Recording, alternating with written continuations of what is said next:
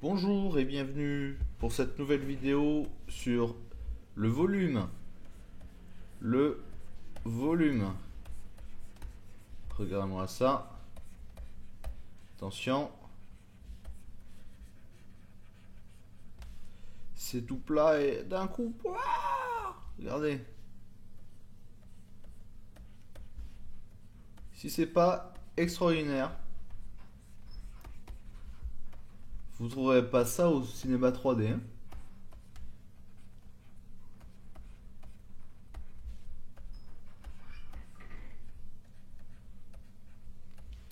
Voilà, si ça c'est pas joli, franchement.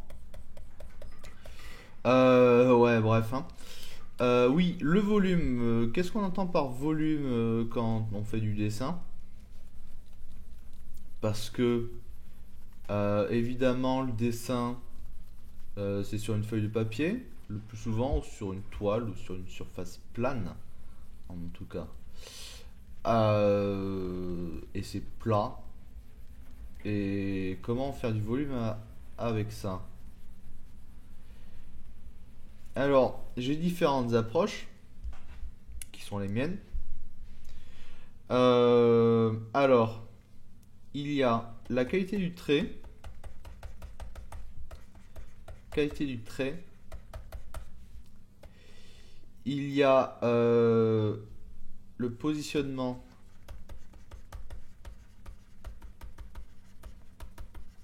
des éléments dans l'espace.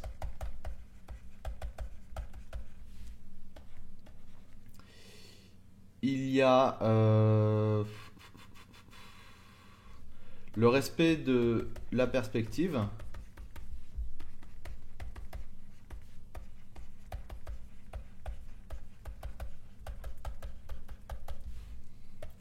Et ne pas omettre les jeux d'ombre et lumière. Jeux d'ombre et de lumière.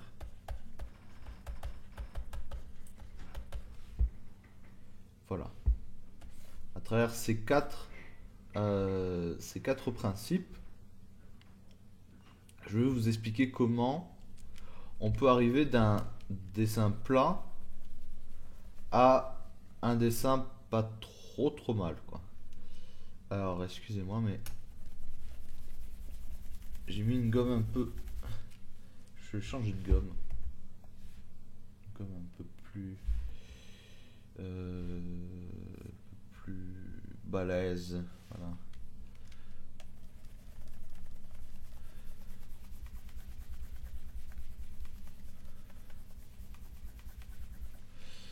Bref.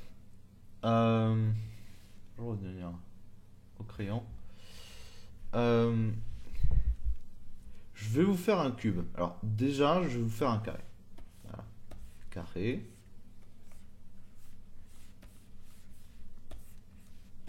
Il est pas beau mon carré?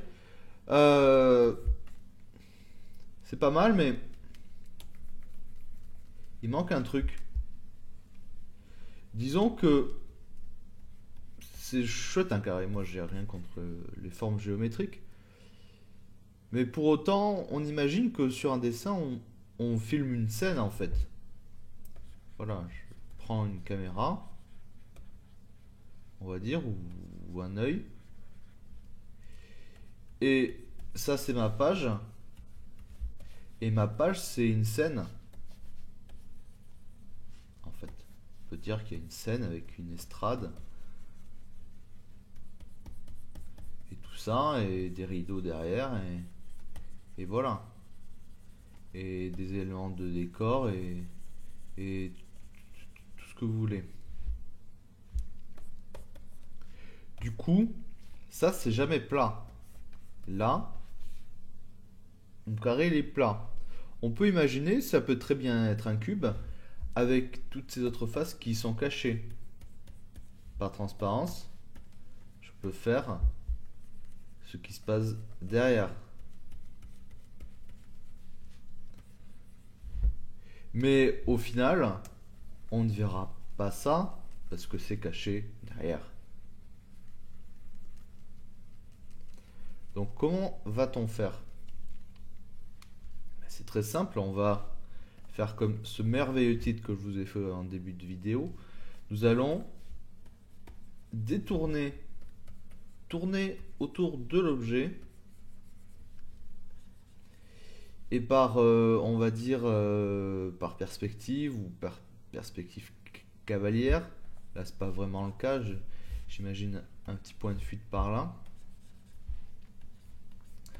On va derrière. Mais vous allez me dire, ça c'est pas une question de qualité de trait, c'est juste une question de perspective.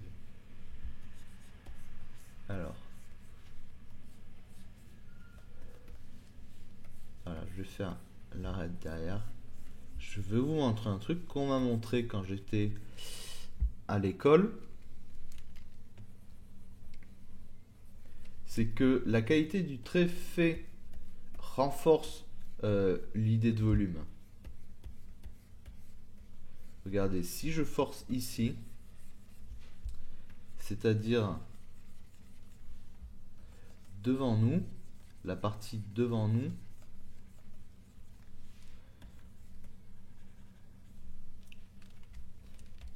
et que j'atténue ce qu'il y a derrière, c'est-à-dire on va prendre ce trait là, on va le faire un peu moins forcé. Oula, j'ai un problème de couleur ou quoi, ouais. Qu'on le force un peu moins.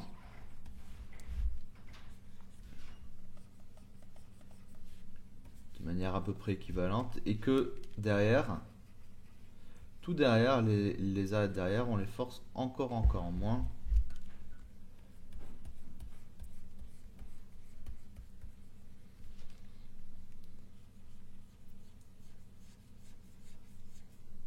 Et que voilà, hein, ce qu'on voit par transparence, on laisse quasiment invisible.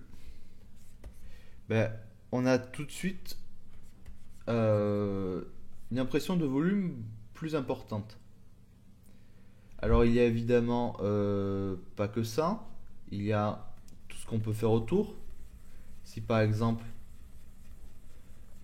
son environnement, voilà, il est assez sombre par là,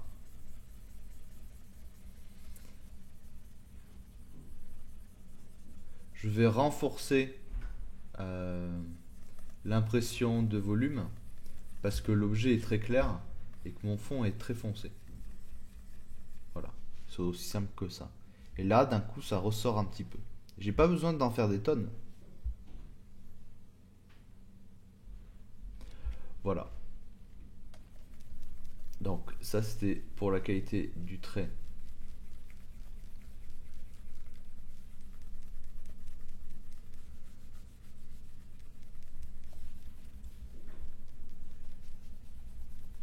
Maintenant, je vais vous parler du positionnement.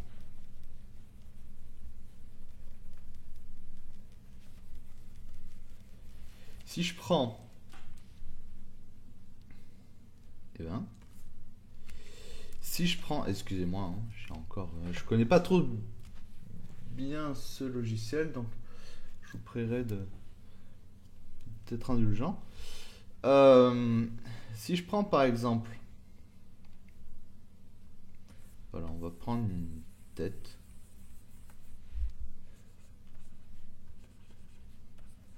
Avec, voilà, son buste.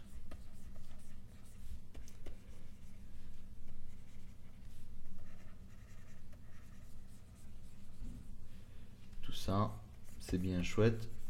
Les bras le long du corps.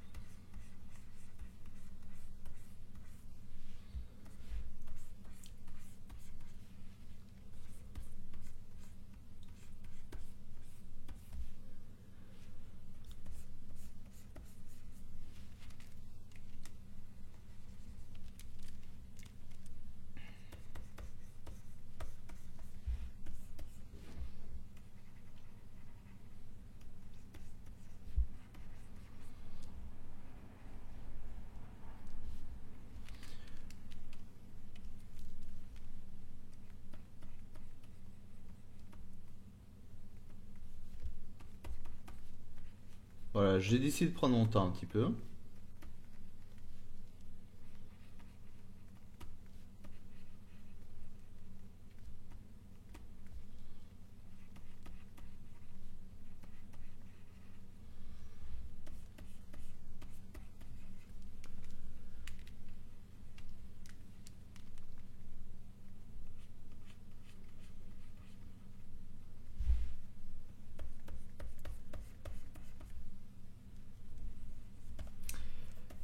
Bon, je vous prierai d'observer un petit peu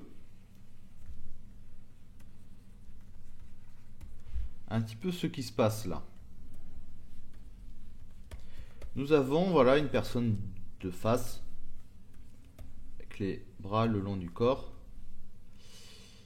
Euh, et ma foi, il se passe pas grand chose de palpitant. Euh, Tandis que si par exemple, je vais faire je vais faire à côté, ce sera peut-être mieux. Est-ce que j'ai la place? Est-ce que je peux décaler mon truc? Ouais, super, super. Voilà. Si je décale ça et que je dessine à côté, voilà. On va dire ça.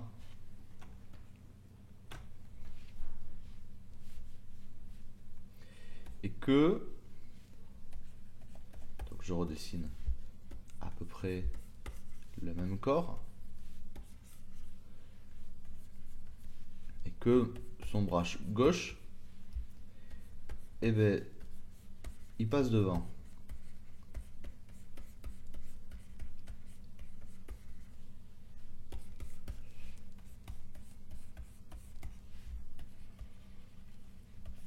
Là, on a un procédé de placement, d'éléments. C'est-à-dire on casse la monotonie en amenant cet élément qui est le bras, qui était considéré comme un seul tout. Voilà, on peut considérer que tout ce dessin c'est la même chose. Là, d'un coup on a deux éléments. On a un élément qui passe devant, qui est le bras, et le reste.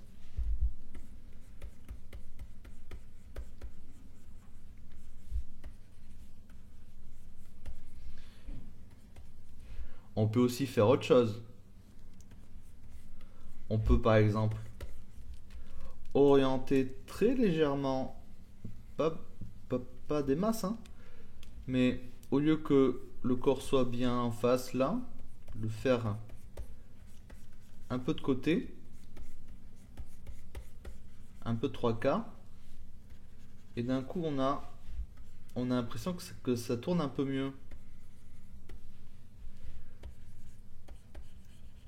Alors au visage on n'est pas obligé, on peut toujours le faire en face.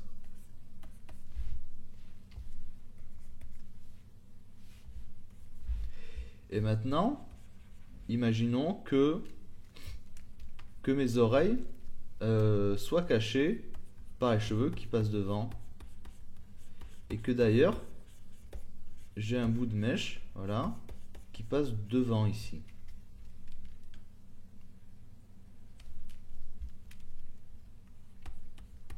Et l'autre qui passe derrière. Vous allez me dire que d'un coup, ses cheveux paraissent un peu plus longs, mais bon, c'est pas grave. Et de l'autre côté, pareil, ou alors, non, c'est peut-être mieux que ça passe derrière, comme ça, là, vous avez ce mouvement-là. Vous imaginez que cette pointe, elle passe devant, puis ça passe derrière, et puis ça repasse derrière ici, voilà.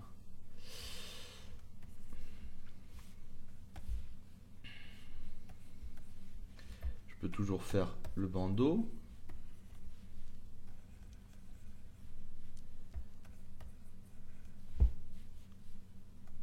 Et imaginons encore que, voilà, il y a une autre petite mèche un peu rebelle qui passe devant le bandeau.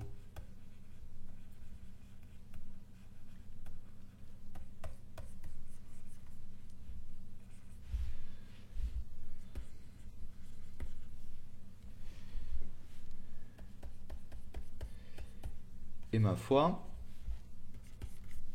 euh, ma main, j'ai le choix. Je peux la faire droite, c'est-à-dire à peu près de cette manière-là.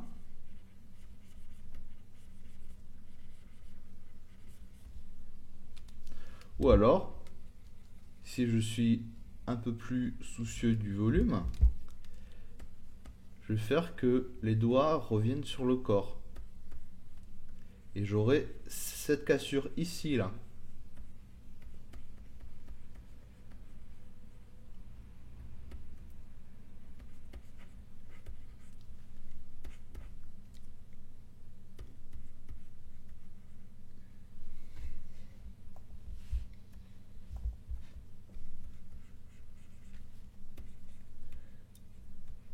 Et là, j'aurai un truc un peu plus intéressant. De plus, là, mon bras, il est un peu trop droit. On va imaginer que vu que on a un peu plus de 3/4, il y a une partie de l'épaule, voilà, qui passe un petit peu en arrière. Donc mon bras, il passe un petit peu plus en arrière. Donc du coup, j'aurais plutôt ce mouvement-là.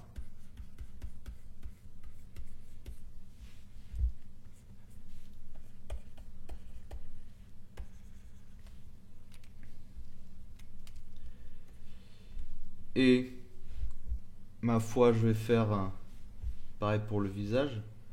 D'abord, je vais m'occuper des clavicules.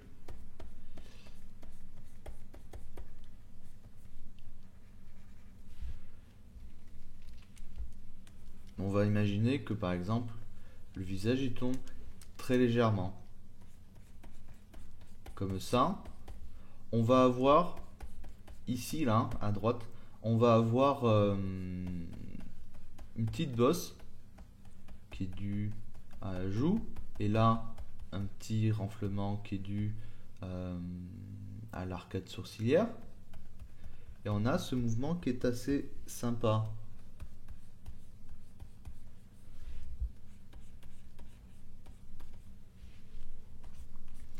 Ma foi, là je vais rajouter des cheveux. Parce que si je tourne la tête, évidemment, là il y a plus de cheveux ensuite.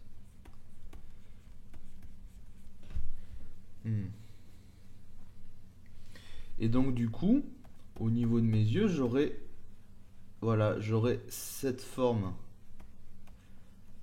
Petite forme qui est assez sympathique.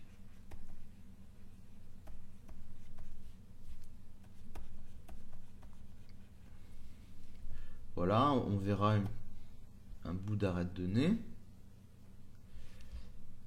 Et voilà, la bouche sera en légère perspective. Et ça n'a pas l'air d'aller de ce côté du coup. Du coup, de ce côté, j'ai un peu moins de cheveux. Ça fait un peu plus comme ça.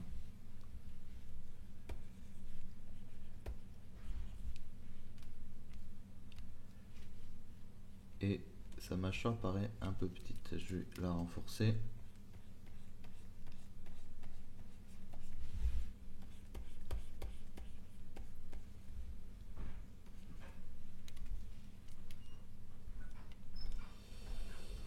Ah, j'ai mal positionné tout ça. Bon, je pense que vous avez à peu près compris le principe.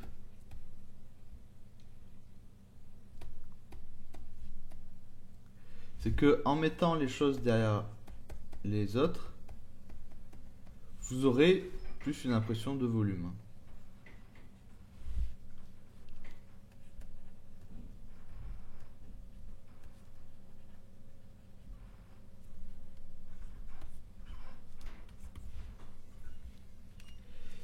Si par exemple je fais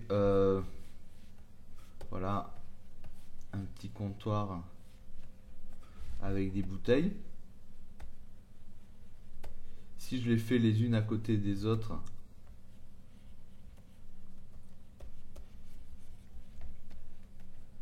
et voilà qu'elles reposent sur le même niveau, c'est-à-dire que là horizontalement elles sont bien alignées.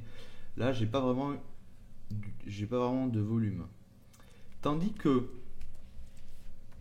voilà, si je refais le même comptoir avec mes bouteilles, celle-là, je vais la mettre devant. Je vais bien faire gaffe à l'arrondi en dessous. Celle-là, je vais la mettre derrière.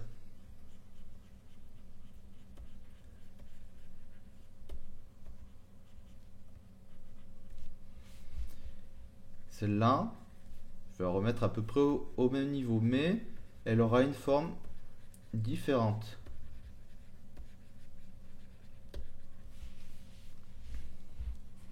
Là, je remets une bouteille légèrement plus devant, mais pas autant devant que l'autre.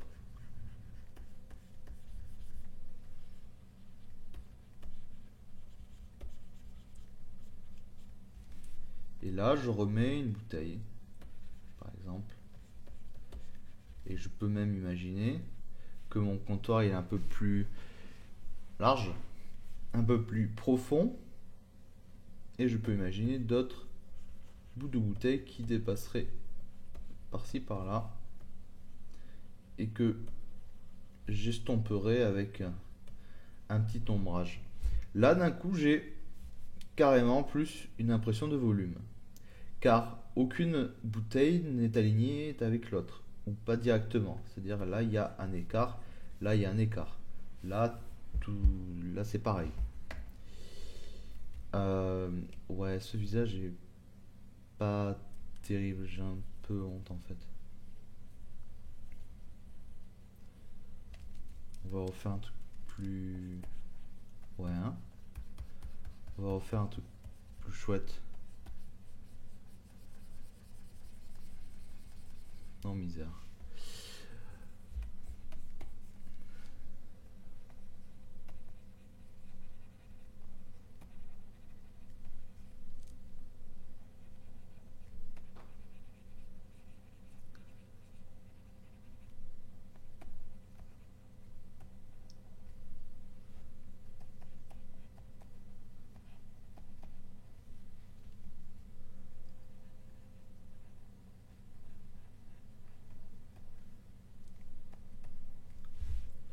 Ouais, c'est mieux, mais c'est pas non plus extraordinaire. Bref, on va oublier tout ça.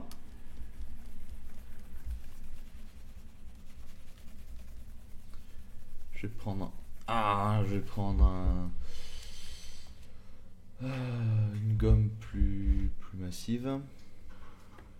Ouais, allez, on y va, comme des porcs.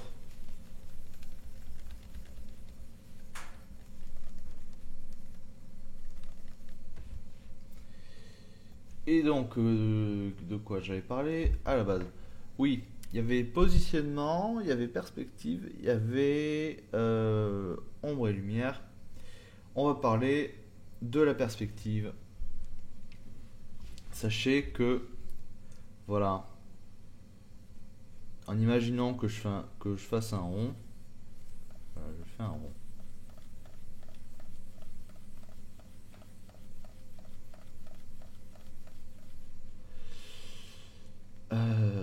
Et je vais imaginer que ce rond, c'est pas un simple rond, c'est aussi une sphère. Et du coup, ma sphère, elle va se diviser, un peu comme la Terre, en plein de petites lignes imaginaires, mais qui définissent bien son volume.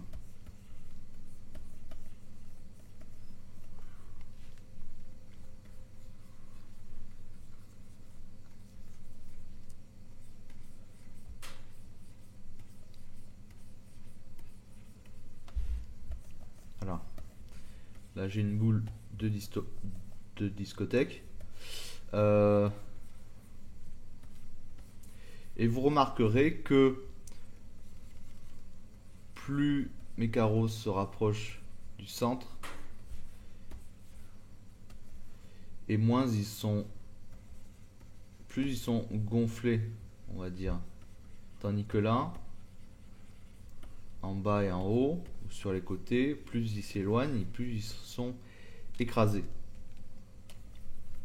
On a le même principe avec tous les objets connus. C'est-à-dire que voilà, si je prends une tête, cette fois je vais essayer de faire un truc assez correct.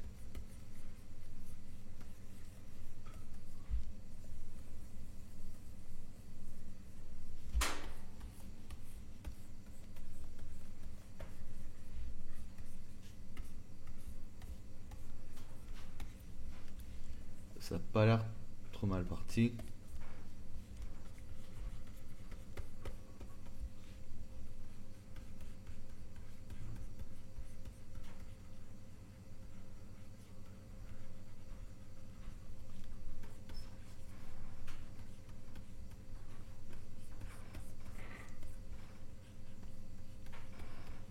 Regardez comment je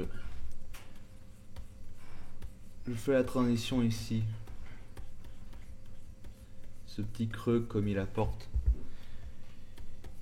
une impression de volume.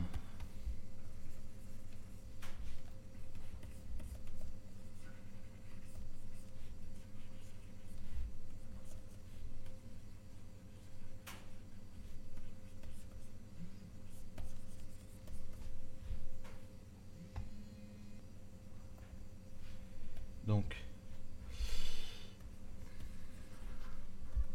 je place bien mon oreille.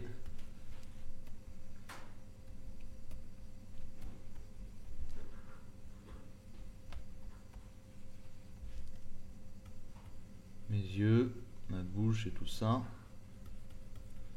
Ouais, c'est un peu mieux que tout à l'heure quand même, hein. C'est un peu plus présentable. Et bien là, je peux aussi imaginer ce qui s'est passé avec mon cercle. Je peux imaginer tout ce petit quadrillage.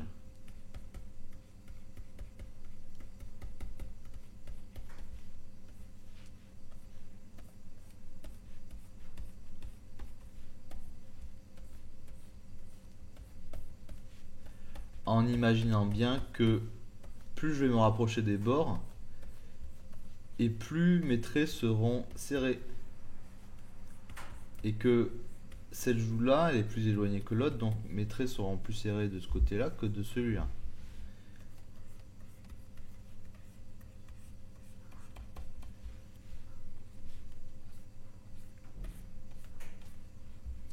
Et je vais essayer de comprendre, de simuler les étirements. Par exemple, là, je vais faire des gros carreaux pour les joues, des plus petites pour le nez. En suivant le volume.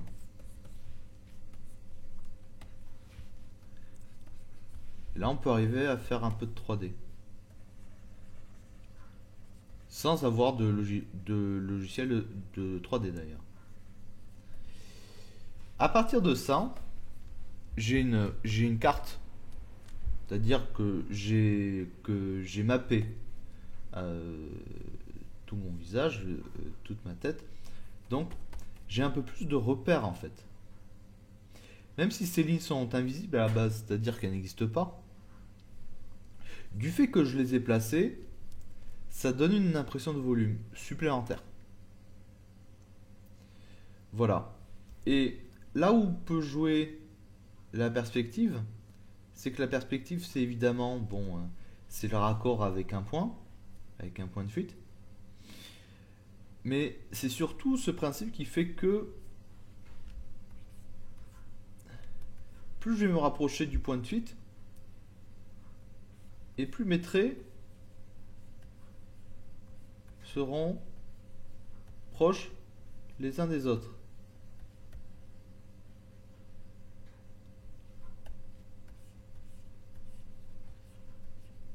En imaginant que cette distance est équivalente à celle-là, est équivalente à celle-là et au reste. Voilà, que j'ai une suite de carreaux par exemple. J'ai pas besoin de calculer beaucoup plus que ça.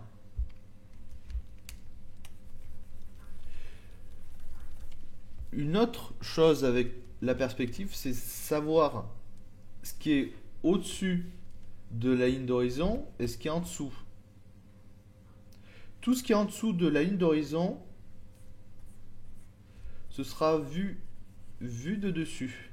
Là, si je fais mon cube, il sera cette face-là, c'est la face de dessus. Voilà. Tandis que si je le fais là, je verrai ça.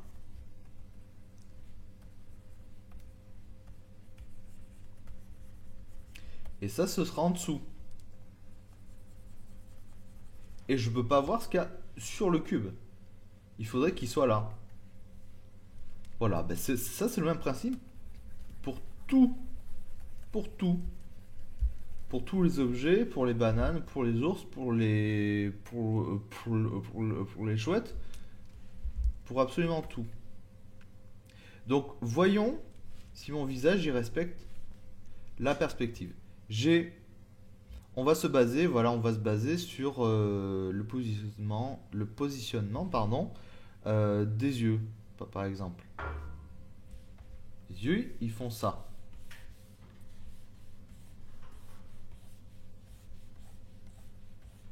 Donc, si je prolonge assez loin, mon point de fuite, il est là, et donc ma ligne d'horizon, elle est là. Donc, il faudrait que, à partir de là, ce que je vois du crâne ici, je sois en dessous du crâne, en fait.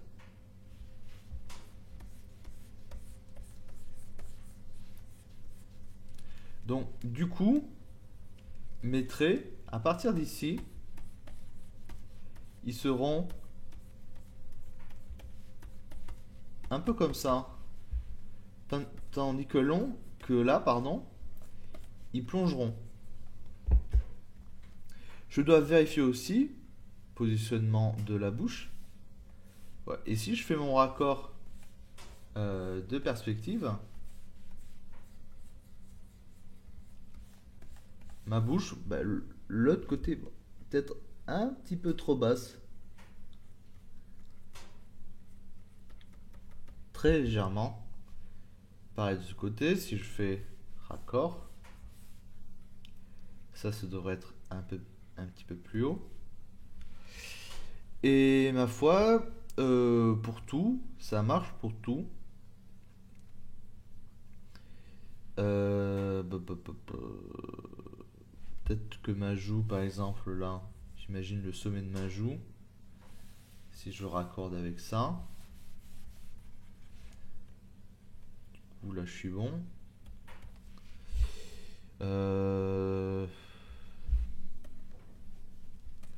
Là j'imagine, voilà, ça c'est un truc assez important. Là il y a mon oreille, là il y a un petit peu en dessous, il y a mon cou. Est-ce que mon cou est raccord avec la perspective?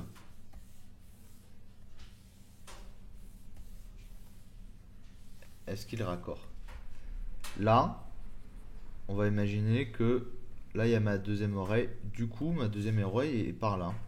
Et donc du coup, mon cou, il devrait être situé par là. Et donc, pour qu'il revienne ici, il sera en raccord avec la nuque. Et là, il y aura un petit raccord. Donc du coup, mon cou est légèrement trop grand. Il devrait, et même il est trop plat, il devrait tourner un peu plus.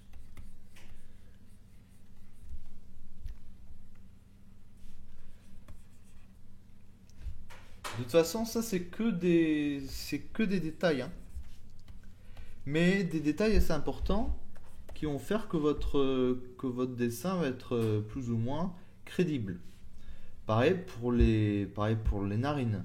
Ma narine, il faut qu'elle soit dans la perspective. Même si je le vois pas ou très peu, il faut que ce soit raccord.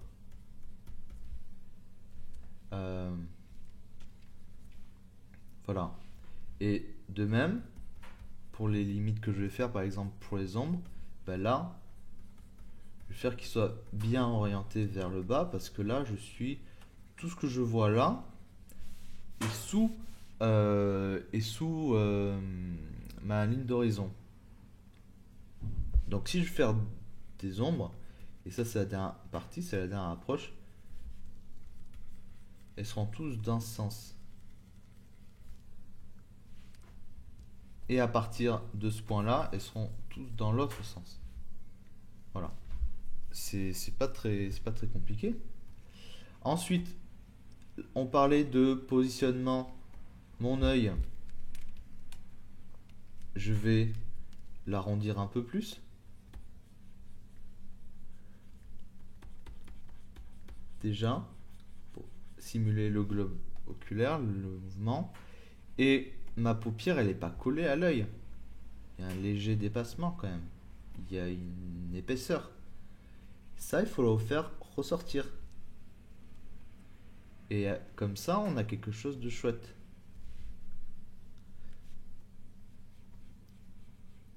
Tout comme vous aurez remarqué que mon iris est déformé. Il n'est pas parfaitement rond. Il est en perspective. Pourtant, ça reste un cercle.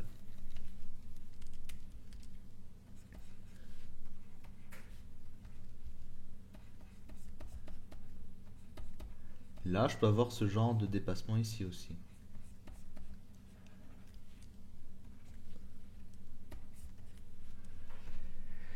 Et je dois faire gaffe au positionnement des sourcils. Attention, ils sont un peu larges quand même ici.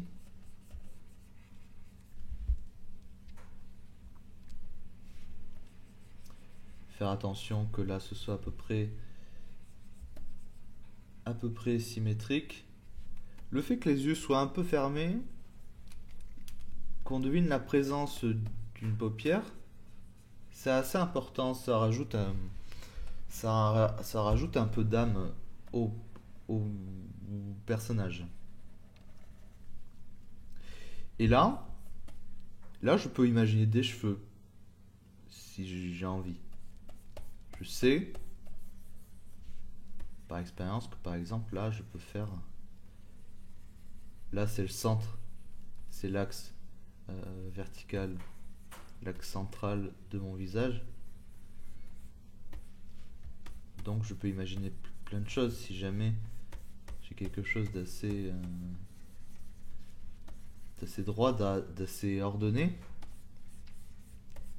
tout en suivant la forme du crâne.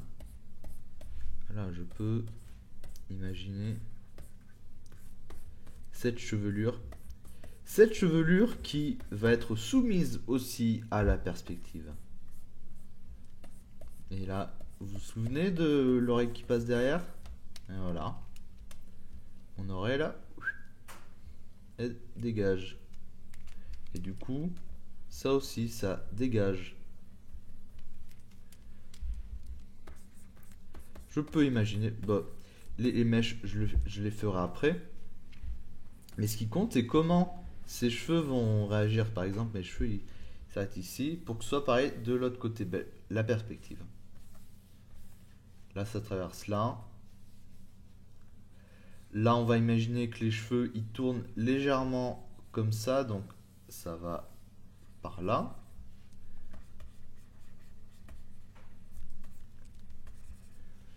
Et est-ce que mes cheveux vont... Est-ce qu'il y aura des cheveux aussi de l'autre côté? Ben, vu que là, ça part en arrière, cette pointe-là, elle va se retrouver par là. Donc non, il n'y a pas de raison.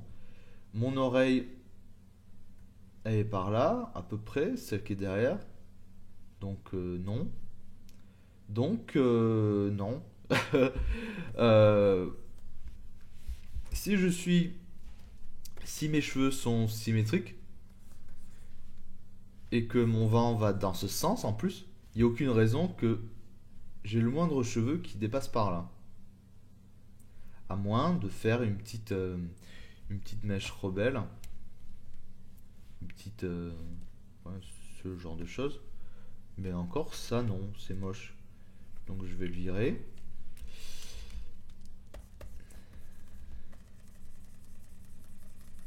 Et voilà, je me suis uniquement aidé de la perspective. Et là, c'est pareil. Je peux imaginer mon quadrillage pour mes cheveux. Là, ça va en dessous.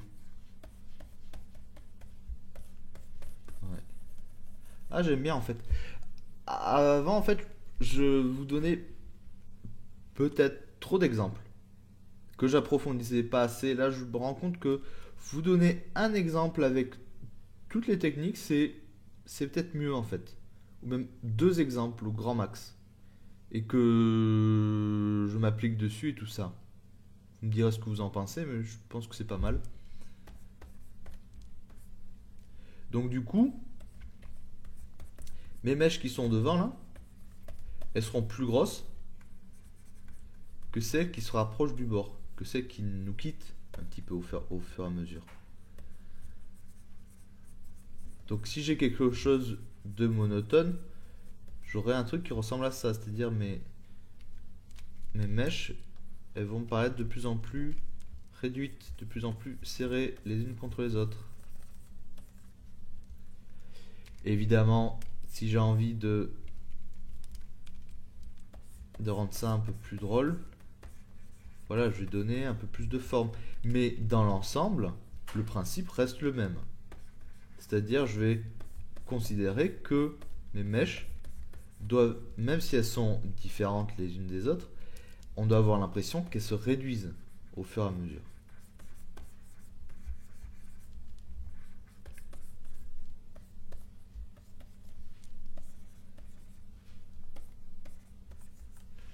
Voilà, après ce qui est important, c'est, surtout chez une fille, c'est l'arrondi parfait du crâne.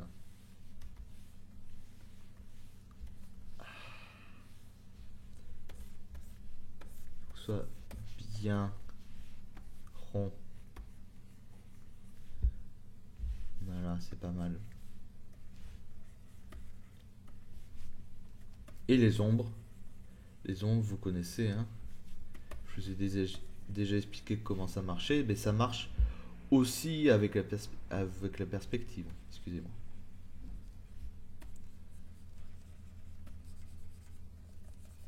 Plus je serai devant et plus mon ombre sera grande. Et plus je serai derrière et plus elle sera étriquée.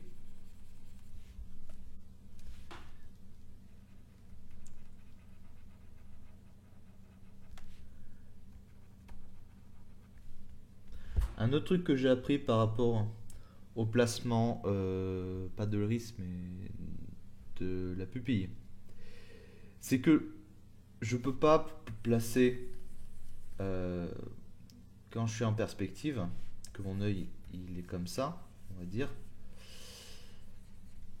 euh, on voudrait que je le mette au centre. Voilà. Voire même, vu que il a ce volume-là, légèrement centré vers là. En fait, il faut faire le contraire, parce que l'œil, on a le globe oculaire, comme ça là.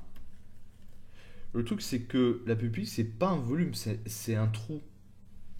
C'est comme l'objectif d'un appareil photo. C'est-à-dire, il y a un trou où la lumière traverse, voilà, et qui va se projeter sur un écran, donc sur la rétine. Et donc, du coup, il vaut mieux le faire légèrement en retrait que devant. Et là, on a vraiment une impression de profondeur. Parce que là, c'est la profondeur, c'est pas du volume. Voilà, c'est un petit truc. Comme ça. Voilà, ben, j'espère que cette vidéo vous a plu. J'irai pas beaucoup plus loin. Peut-être la prochaine fois, un petit speed painting pour changer. Et voilà, je vous souhaite une bonne journée, un bon dessin. Et voilà. Et je vais faire comme la première fois avec le cube. Je vais rajouter un petit ombrage là, un petit côté sombre, histoire que ça ressorte plus. Là, vous voyez que ça ressort un peu mieux. Voilà. Merci. Au revoir.